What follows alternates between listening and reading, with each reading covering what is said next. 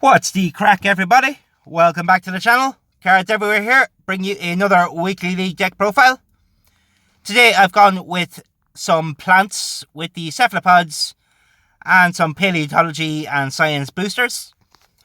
So I'll jump into the deck profile and we'll get into a game and see how we can do. So first up is Lithops. On the play, if you are winning the round, your opponent's cards in hand lose 15 power this turn. And if you are losing the round, your opponent's cards in hand lose 25 power this turn. Next up we have Roses. On the return, if played between two cards, increase their energy cost by 2 energy permanently. And give this card 75 power permanently.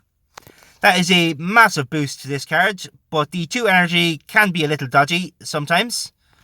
So we'll just have to hope we get this card in the right rotation. Next up we have Hibiscus.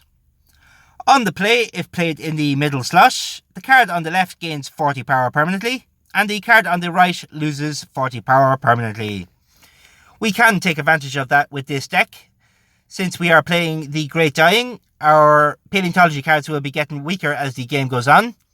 So we can try line up one of them to the right of Hibiscus to negate the negative effect. Next up I've gone with General Sherman. On the play, your opponent's cards, wherever they are, with 50 or more base power, lose 30 power this round. It is a high enough energy week this week, so I think General Sherman will be useful. Next up, Persian. On the play, your Hare and Blue Ringed Octopus cards, wherever they are, gain 30 power permanently, and you gain 3 power permanently. And the last of the life on land is more of a placeholder. I've gone with the Mythic Chupacabra. On the draw, all cards in both players' hand lose 10 power until played, and 3 opponents' random cards in hand lose 25 power until played. So again, we might be able to take advantage of this card with the paleontology cards and let this hit them. This card is quite replaceable. You could put in Yellow Jacket or some other good life on land card of similar energy cost. Next up we have another mythic, the Great Flood. This one is a little more necessary for the deck. On the play, for every 2 life on land cards in your deck, your Oceans and Seas cards, wherever they are, gain 12 power for 3 turns. Next is the Cephalopods. First is Flapjack Octopus. On the draw, your Cephalopod cards, wherever they are, gain 16 power and cost -1 energy until played. Energy can be slightly tight in this deck, so if we get this card early, it will set us up for the game. Next is Blue Ringed Octopus. On the play, your Persian card, wherever it is, gains 30 power permanently.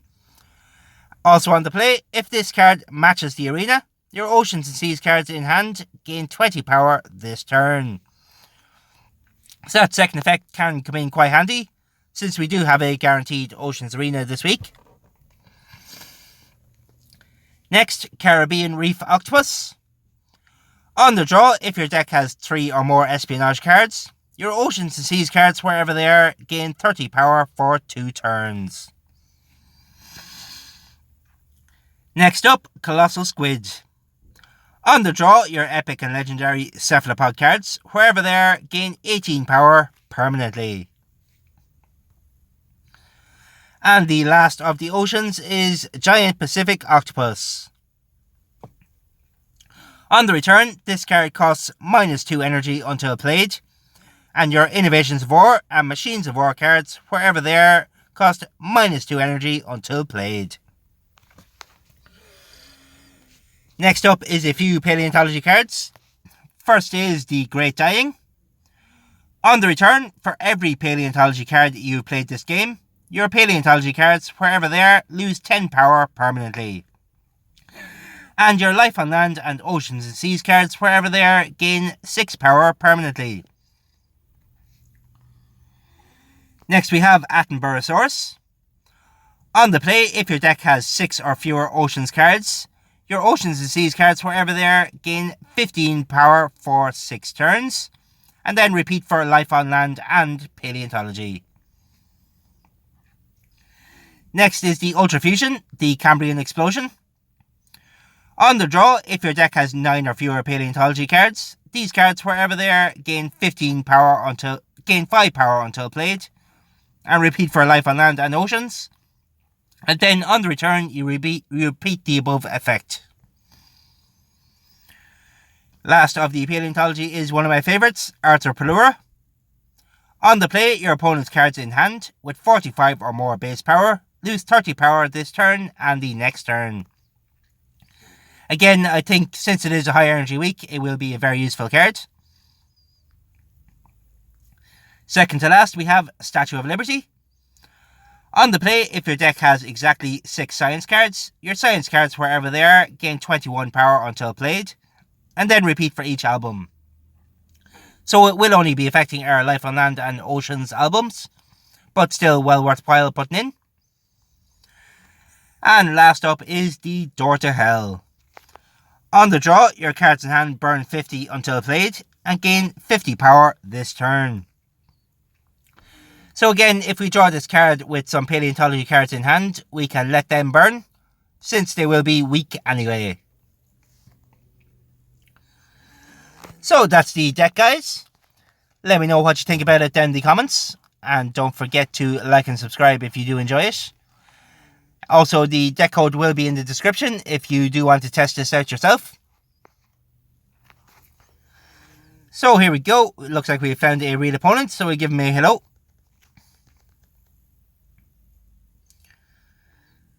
So I think I'll go with the Persian for the permanent boost, the Roses for the same reason, and I suppose I'll go with the Statue of Liberty just to boost everything.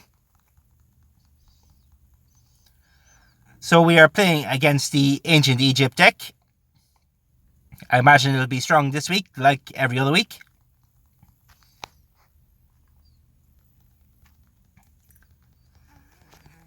But perhaps we'll be able to do something to him. So we'll go with the Great Flood, the Arthropleura, and the Cambrian Explosion.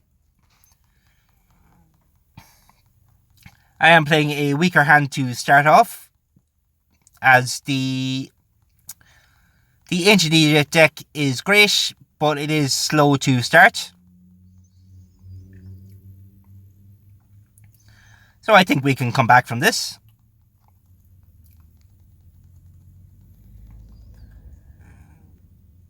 So since we are losing, I think I will play a bit of a stronger hand and go with the Lithops just to deal a bit of damage to the opponent. So it looks like we were able to get a sneaky first round win. Let's hope we can repeat that a few times. We do have the Oceans and Seas Arena for our Cephalopod cards now. We'll give a thank you to the opponent, and we'll get Flapjack around with the Caribbean Reef and the Attenborough as well for a 440.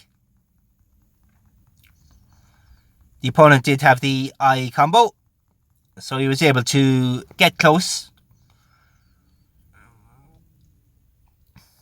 But we are still in the lead. There is Door to Hell, not the best timing for it, but we'll make do. So we'll go for a 529.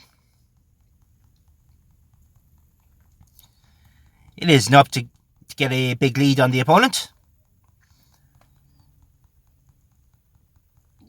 We might lose the third round, but we do have the arena advantage for the Life on Land in the fourth round. So we'll do our best to make sure we win this one.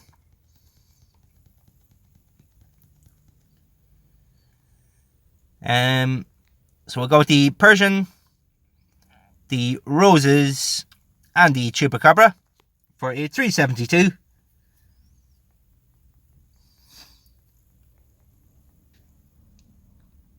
So there is the second round victory. I don't predict I'll be winning this third round, but we will give it a try. I'll be playing most of my weaker cards and cycling around the paleontology cards. So we'll go with Door to Hell, the Statue of Liberty, and the General Sherman. Or, yeah, I think I will.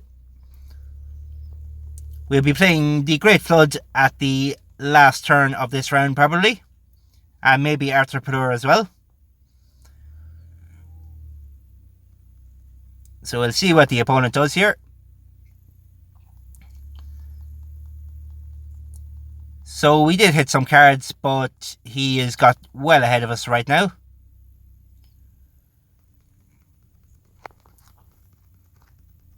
So we'll see what else we draw here. There's our blue ringed octopus again.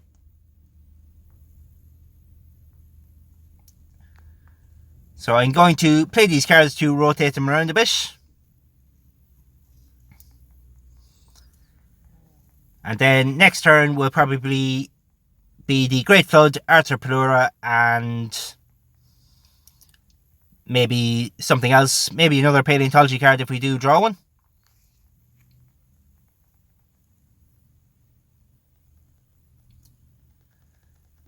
Unfortunately not, but we will still go for the Great Flood, the Flapjack Octopus, and the Arthur Pelura. And let's have a look. 573. I won't take the risk. I'll just go with this hand.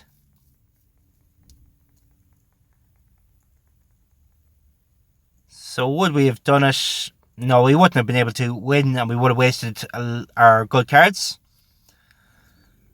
So it was probably a good idea to hold back there. But here we go into the Life on Land arena.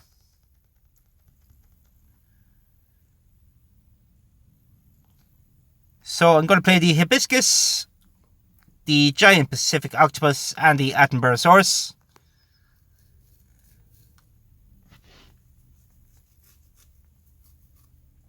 We'll see what the opponent can do. He does have the eye combo in his hand. So that will hurt me, but I don't think he'll be able to do a huge amount to me. Looks like he was going for a setup turn. He's going to get a little surprise, I think, here, because we are about to get very, very strong. We should be drawing the Great Dying soon, and our Door to Hell on the last round.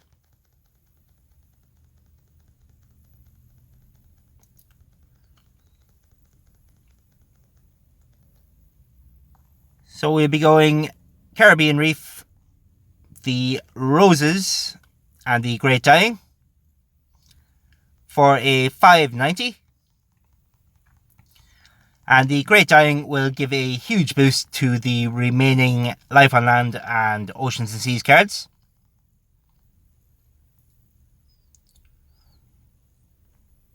We'll go with the little taunt here to see if we can get the opponent to play his cards quicker.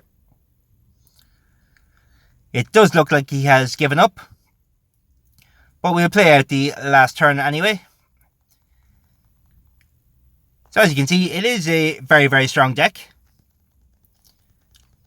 I don't know if it'll be anywhere near top tier, but I think for this week it'll do just fine. At least for the start of the week, until the meta settles down. But here we go. There's a 740 final hand. We'll give a good game to the opponent. He probably wouldn't have been able to win that round. I'm sure he would have given it a good shot, but I think our final turn there was a bit too much for most decks. So there we have it, folks. The deck code will be in the description. Don't forget to like and subscribe while you're down there. And I will catch you later in the week. Cards everywhere, out.